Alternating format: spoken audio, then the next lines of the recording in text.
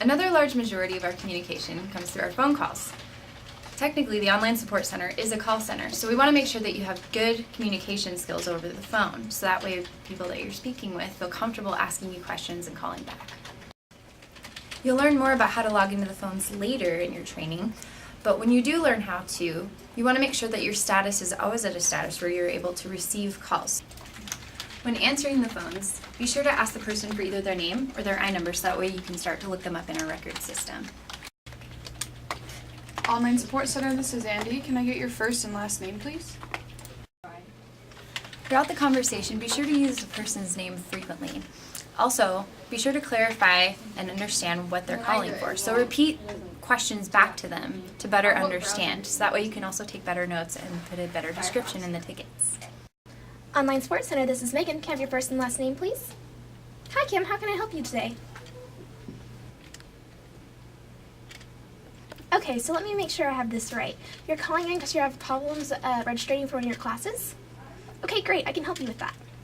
To the right of the picture. As much as we can, we try to find answers to students' questions without transferring. Alright, if you go to the You'll learn more left side of about screen the and resources that we then use Google+, to find the answers to questions a And little if bit you go later in the down training. 1, But 2, for 3, now, 4, 5, let's 6, take a 7, look it says at Hangouts. a good example of finding answers to questions, Click on exhausting that all of our and see if resources some of before we your Hangouts transfer. pops up.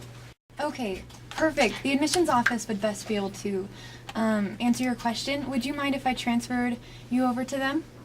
Okay, perfect. Hold on 1 second, and thanks for your patience.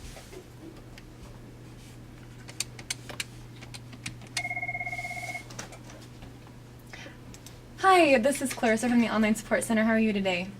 Good. I have a student on the other line who needs help with their application. Would you mind if I transfer them over to you? Okay, perfect. Thank you so much. Did you notice all the steps Clarissa here took to transfer? First, she exhausted all of her resources before she even considered transferring. Next, she got consent from the customer to be able to transfer.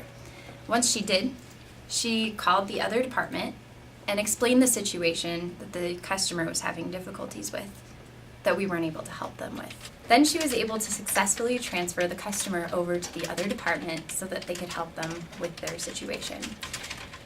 Always remember, we don't do cold transfers. We always like to make sure that we're transferring somebody to another person.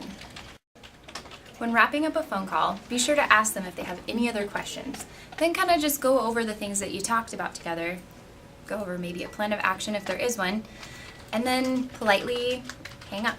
Here's a good example of a good end to a phone call. All right, do you have any other questions for me today? All right, well, if you ever do, just give us a call back. Have a great day. Finally, a good rule of thumb for phone etiquette is to speak to the person the way you would want to be spoken to. If they have any questions and you don't know the answers, just politely ask to put them on hold and then go and find out for them.